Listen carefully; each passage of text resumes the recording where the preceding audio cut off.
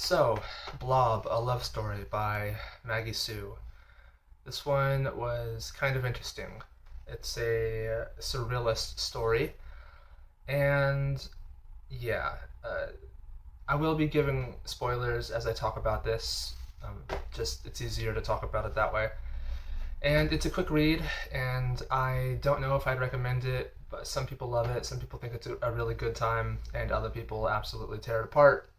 But yeah, maybe you could just read it and then come back and yeah. But if you have already read it, then what's up? Uh, yeah. So like usual, I'm going to do three positives and three negatives, and then just give my overall thoughts on it. So yeah, Blob. What is it? It is about this 20-something-year-old girl Vi who lives in the Midwest of America, and she has her life as a complete mess. She's recovering from a recent breakup. She dropped out of college. She's depressed. She's not doing well, and she goes to a club with a coworker, and she finds outside of it a little blob, like a gelatinous blob that's sentient, with little beady eyes, and she takes it home, and eventually the blob starts morphing into what she desires, and she kind of goes out of her way to morph it into like the perfect boyfriend. And then the story goes on from there. So yeah, I'll start with a negative, and that is just the main character herself, Vi. Oh my gosh, I don't want to rip into her too hard, but personally, I just really didn't like her. I thought she was if I knew her in real life, I wouldn't want to be around her. She's selfish. She's just totally a mess. And like, I'm not against people who are depressed or anything like that. I've obviously been depressed myself, and it has nothing to do with that. It's just her behavior is completely like erratical and irrational, and then she kind of plays it off as if it's because of her circumstances or her depression or stuff like that. But I mean, like, just real quick, there's a point later on in the book where she tries to keep somebody held hostage inside of her bed by like tying them up to the bed and locking the door and all that stuff. And it's like, okay, even if you were depressed, like, that doesn't justify kidnapping or having somebody being held hostage. um, yeah, it's just her behavior, her thought patterns, everything. It's just so off-putting, and I really didn't like it. I think that she's completely unlikable, and the book, I think it's the point to make her unlikable, but they did almost too good of a job where it's not like you're unlikable like a serial killer or something like American Psycho. This is just unlikable and kind of like a greasy, like, ugh, I don't like you type of way. So yeah. For a positive, it is kind of about the same thing though, that even though I don't like her at like really at all as a character, I really do like that she is such a fleshed out character. Like, she feels three-dimensional. Like, I don't like it, but she does feel real. She doesn't feel 2D. Like, she has so many different things about her that she does feel like a real person. Like, you could take her out of the book and plop her into real life, and it would be completely natural. So the author did do a really good job in fleshing her out, giving her interests, giving her jokes, giving her goals and aspirations, and some semblance of like hobbies and stuff like that. And so she really does feel like a real person. So I applaud the author for that.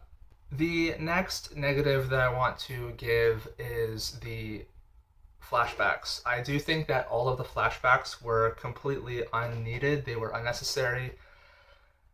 I don't know what the author was going for with all the flashbacks, and if anything, I think they all just made her even more unlikable. Like, there's a flashback where she slut shames a friend. There's, just I don't know what they added to the story other than making the character more unlikable.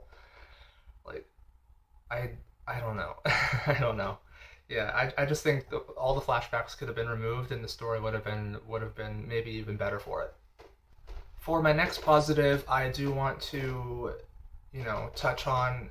The main character is mixed. She's half white, half Thai, and a lot of this book kind of is her having these moments of introspection about being mixed and living in a predominantly white area. And I am just, as far as I know, I'm just like white myself.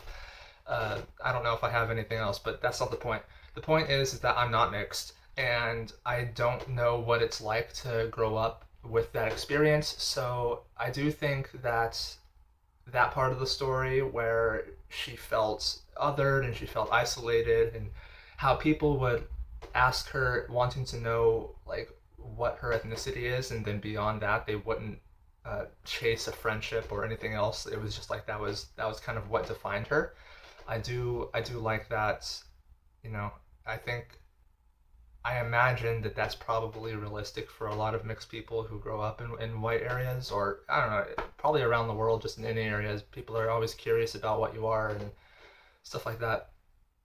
But yeah, anyways, I do think that that was a good part of the story, and it was interesting, and I'm sure that any mixed people who read the story could probably feel some connection to that. So yeah. My final negative about the story is just being stuck inside of her introspection. Now, this is the beauty of books. Like, the whole kind of main reason, like, for books is because you get to be inside of the mind of somebody and think their thoughts and have all of that internalization, which is great. But I don't know. V is just, she's just, it's just a lot. Like, it's just a lot, man. She's not somebody whose head I want to be in. She's constantly thinking about her flashbacks and her previous boyfriend, and she's just going, I don't know, it's just a lot. It's like a roller coaster that I just kind of want to get off. Yeah, I don't know. She's just not a character whose head that I want to be inside for an extended period of time, and I don't know, I wasn't feeling it. I wasn't digging it. Yeah. And to end it on a high note, I do think that the whole ending where they were talking about the life lessons, I do think that redeemed it a little bit. They were saying, like, you have no idea what you're doing. We're all just wandering around trying to figure it out, and life is messy, and yada yada yada. It didn't like redeem the entire book, but it gave the book potential. Like, you can kind of see where the character was going, and it kind of ended it on a more thoughtful moment. And yeah, it was a good tone to end the book on. So overall, I do think that was a good call, and it worked well. Right. So overall, I liked the book. I didn't think it was great or anything. I didn't absolutely hate it, although there were some moments where I was just like, why am I reading this? But yeah, I liked it. I like anything surreal, and I like unhinged women. They're just not in real life, but in literature. And yeah, this was interesting. It was creative. Kind of a miss for me, but I applaud the author. It was creative, and yeah, I might recommend it. This is one of those books that I have no idea if I would recommend it or not. You just gotta try it out for yourself and see if you like it. Yeah, that's all I have for this one. I hope you have a good day.